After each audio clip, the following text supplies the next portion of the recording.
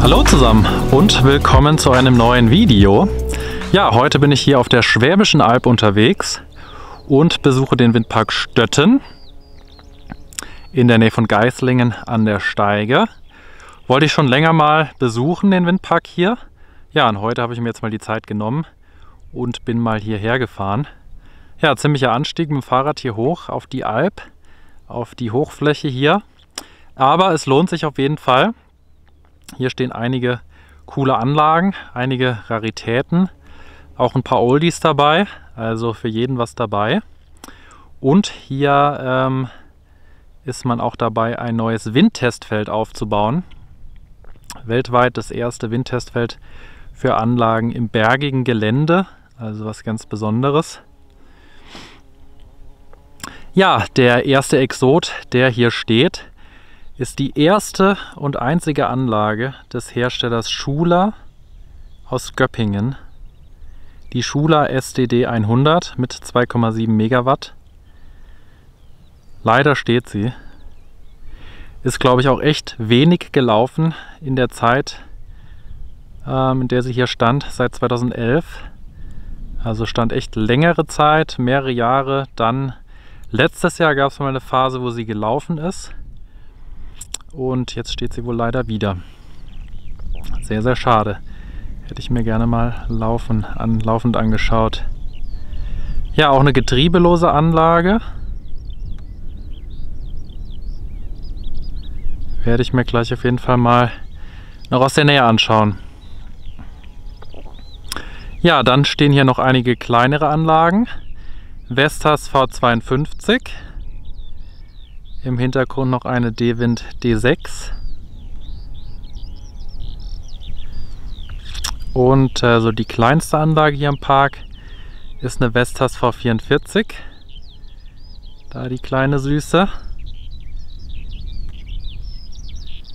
Und zwei Vestas V90 stehen hier auch noch.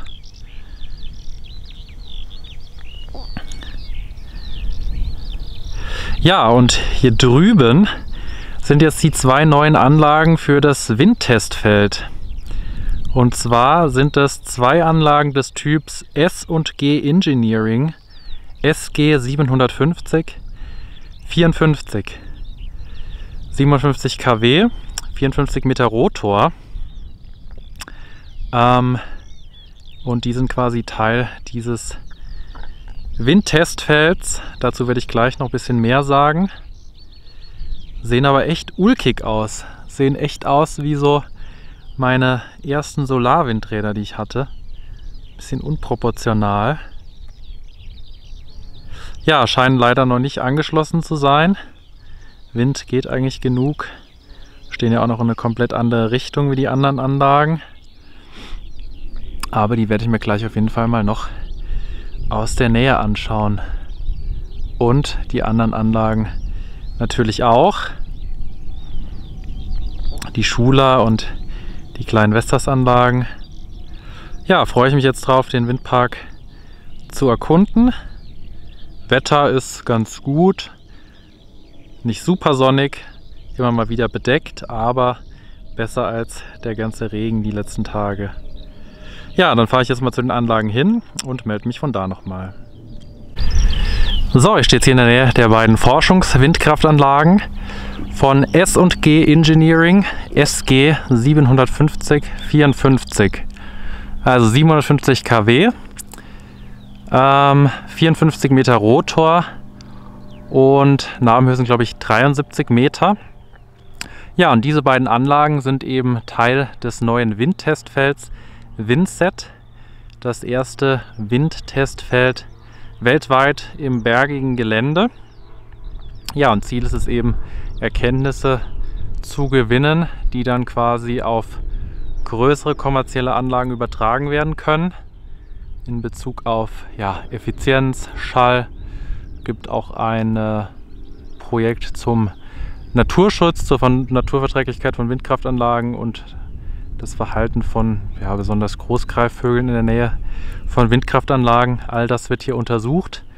Man sieht, hier sind auch einige Messmasten mit meteorologischen Messinstrumenten, die Wind messen, die Temperatur messen und so weiter.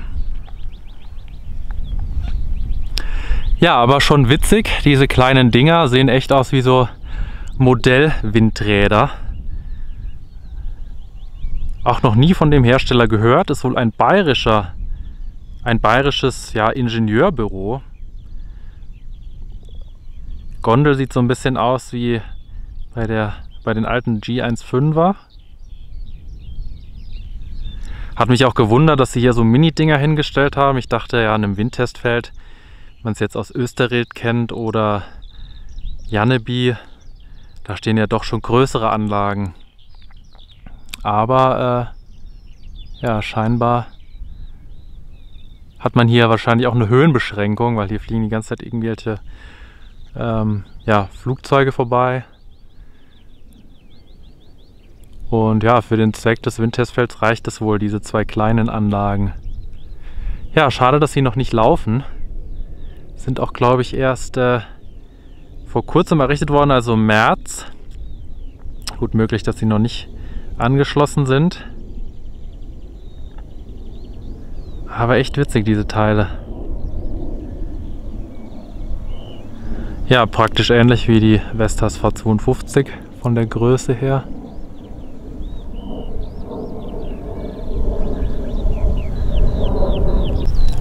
So, jetzt bin ich noch ein bisschen näher dran an dem kleinen Ding. Also ich finde, die sehen schon echt sehr, sehr ulkig aus. Erinnert mich echt total an mein erstes kleines Solarwindrad, das ich hatte.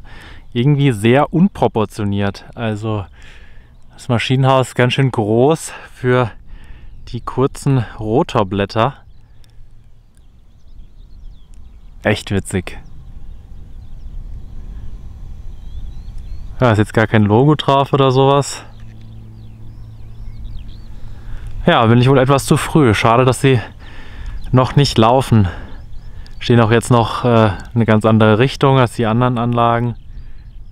Ja, muss ich irgendwann mal wiederkommen, wenn sie laufen. Turm ist auch so ein bisschen, sieht doch witzig aus, ist ziemlich breit und dann oben verjüngt er sich ziemlich stark. Also nicht so schön konisch, sondern die letzte Röhre ist so ein bisschen konisch.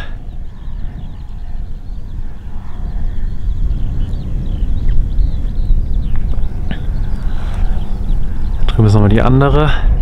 Ja, und hier fliegen echt ständig irgendwelche Propellerflugzeuge vorbei. Da sieht man es. Also ich denke mal, dass das wohl auch eine Einschränkung ist hier, dass man hier keine super großen Anlagen hinstellen kann.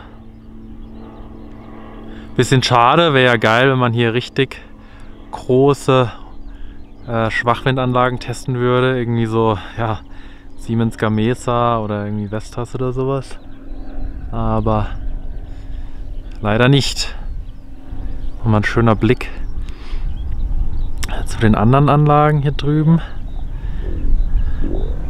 Ja, zum Glück ist jetzt noch ein bisschen die Sonne rausgekommen. Das ist nochmal die Schuler. Ja, und die Vestas, die wollen heute nicht so richtig.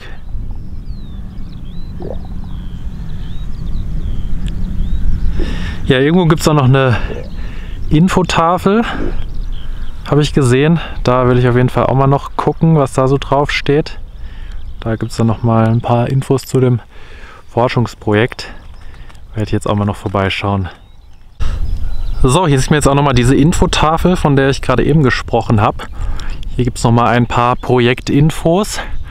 Ja, hier steht es noch mal groß. Hier entsteht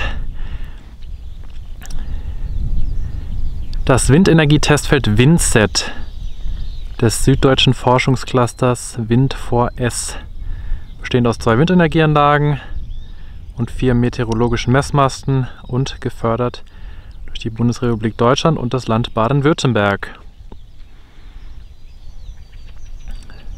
Ja, und hier unten sieht man nochmal den Hersteller S&G Engineering. Und ich glaube, Berg ist am Starnberger See. Das ist der Hersteller. Bauherr, Zentrum für Sonnenenergie und Wasserstoffforschung Baden-Württemberg.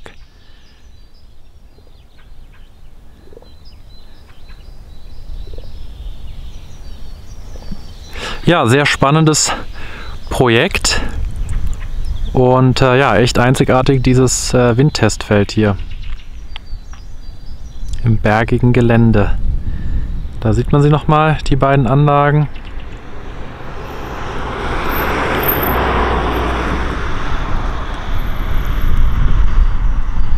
Vestas laufen mittlerweile jetzt auch mal.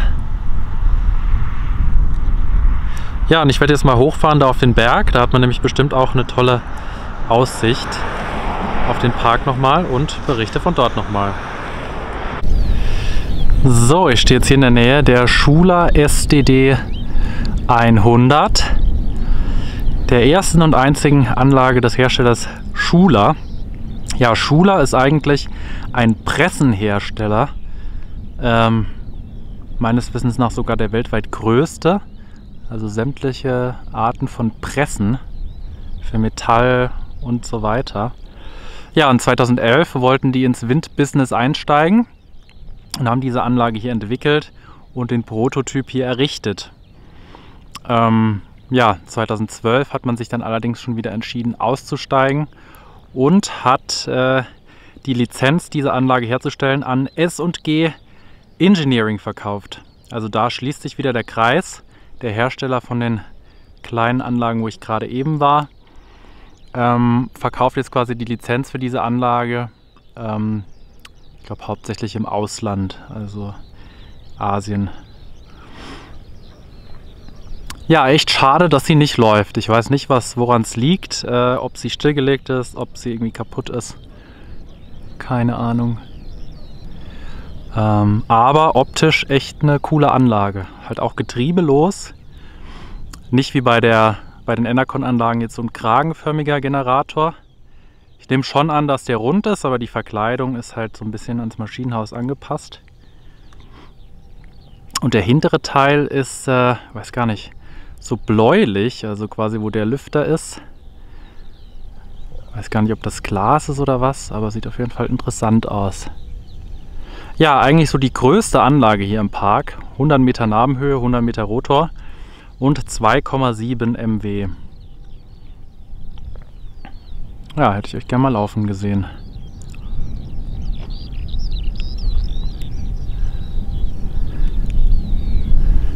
Da hinten stehen die zwei kleinen, wo ich gerade eben war.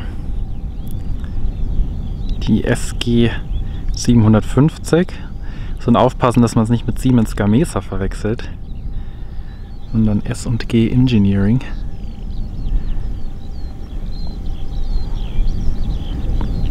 Und auch hier echt wieder ein echtes Lärchenkonzert, das ist echt der Wahnsinn.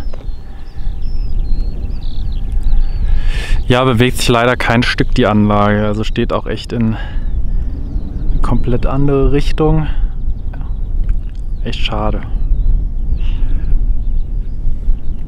Hier sieht man jetzt nochmal schön die ganzen kleinen Anlagen. Die Vestas V52.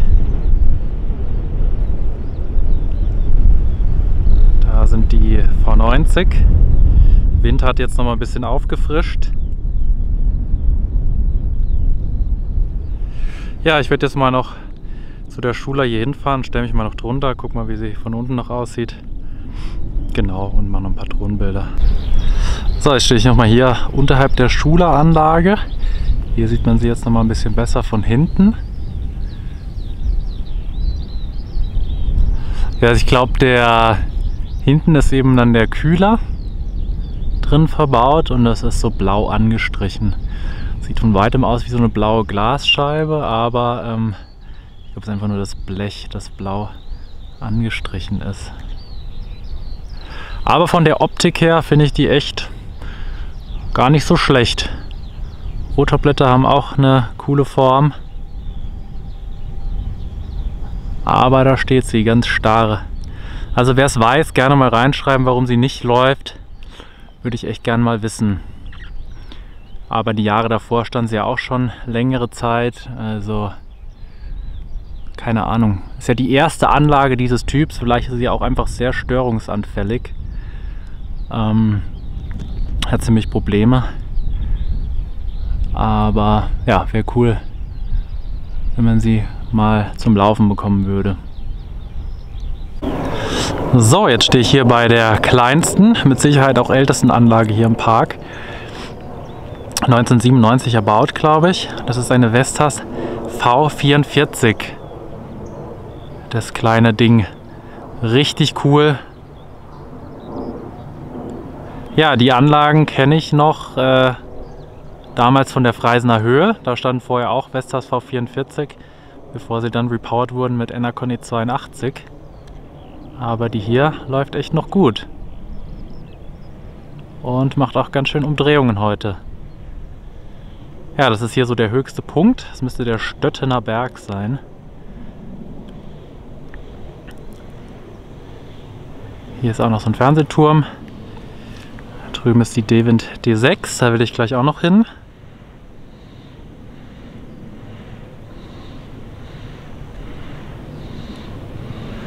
Und von hier aus hat man auch noch mal eine fantastische Sicht in die Ferne und auch auf die anderen Anlagen. Da sind die Vestas V52.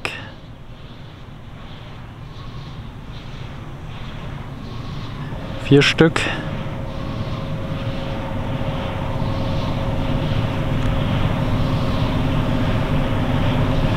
Ja, und die Vestas und die Schula, die V90 und die Schula, die liegen ein ganzes Stück weiter im Tal.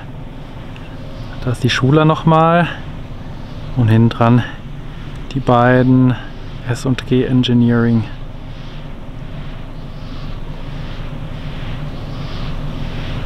Ja, auch hier nochmal gute Fernsicht. Da hinten, das ist der Windpark Tegelberg. Da stehen 3 G 275. Sieht auch echt imposant aus, unten von Geislingen, wie die da auf der Klippe stehen. Und da hinten am Horizont auch noch mal einige Anlagen. Ich kenne mich jetzt hier in der Region nicht so gut aus, aber vielleicht wissen das andere. Sieht nach Nordex aus. N131 oder so.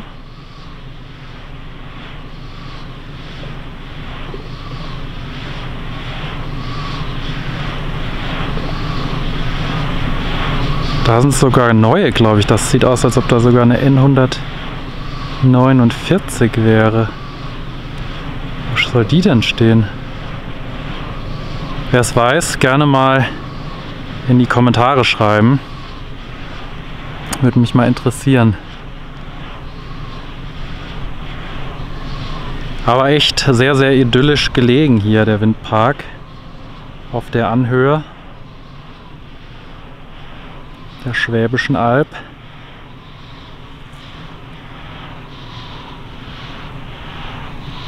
Ah, jetzt gibt die Vestas hier, die Kleine, noch mal richtig Gas. Hier ist auch echt verdammt laut. Schaut euch das an. Cooles kleines Teil. Ja, hier fliegen auch regelmäßig größere Passagierflugzeuge drüber. Ich nehme an, dass das hier auch in der Einflugschneise des Flughafens Stuttgart ist. Möglicherweise hat man hier dann auch eine Höhenbeschränkung. Also Repowering wird hier mit Sicherheit auch schwierig. So, ich laufe jetzt mal noch, beziehungsweise fahre jetzt mal noch hinter zur D-Wind D6.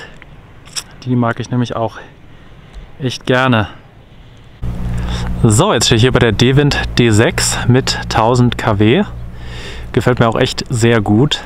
Gerade so die älteren Typen der D-Wind D6 mit 1000 kW sehen immer ein bisschen anders aus wie die mit 1250, die ich im Windpark Hahnweiler schon mal gezeigt habe. Die haben halt einfach dieses größere Logo und die anderen haben so diesen Schriftzug drauf, aber die hier gefallen mir irgendwie ein bisschen besser. Ein bisschen mehr Retro. Ja, steht hier auch mit am höchsten. Ja, echt cool, dass hier so verschiedene Anlagengenerationen stehen. Ja, und von hier aus hat man jetzt auch noch mal einen tollen Blick auf Baden-Württembergs größten Windpark. Das ist der Windpark Lauterstein. Da stehen 19 G275 120. Mal gucken, 1, 2, 3, 4, 5, 6, 7, 8, 9, 10, 11, 12, 13, 14, 15, 16, 17, 18. Die 19 ist jetzt hinterm Turm. Ja, das ist Baden-Württembergs größter Windpark. Jetzt für norddeutsche Verhältnisse ist das ja nichts Außergewöhnliches, 19 Anlagen, aber für Baden-Württemberg ist das schon eine ganze Menge. Die Wind hat jetzt nochmal abgestellt. Ja, nur schade, dass es G275 sind. Hätte man das gewusst, hätte man wahrscheinlich andere Anlagen genommen. Da hinten hat man auch nochmal einen guten Blick. Da stehen auch nochmal ältere Südwindanlagen. S70, so wie es aussieht. Und dann habe ich noch entdeckt, hier rechts davon ist dann der Windpark Gnannenweiler. Da stehen auch nur Enercon-Anlagen, hauptsächlich E70, E82 und aber auch zwei E138 seit kurzem.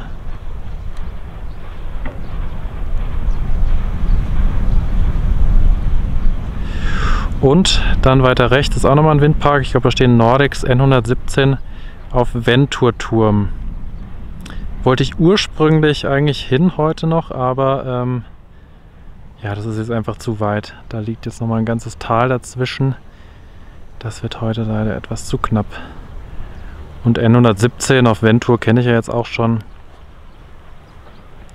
Ja, trudelt jetzt so ein bisschen vor sich hin, die D-Wind. Und von hier auch nochmal ein toller Blick auf die anderen Anlagen vom Park. Da nochmal die kleine V44. Also gefällt mir echt richtig gut. Also sowohl von der Location als auch von den Anlagen hier echt spannend.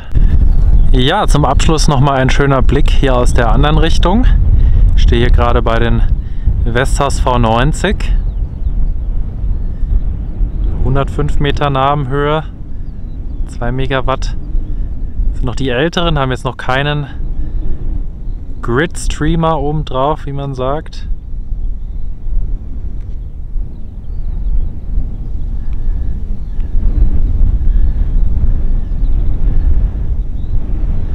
Ja, und von hier aus hat man auch echt nochmal einen schönen Blick auf die ganzen kleinen Anlagen hier auf dem Berg, die V250 und die V44 und die D-Wind D6.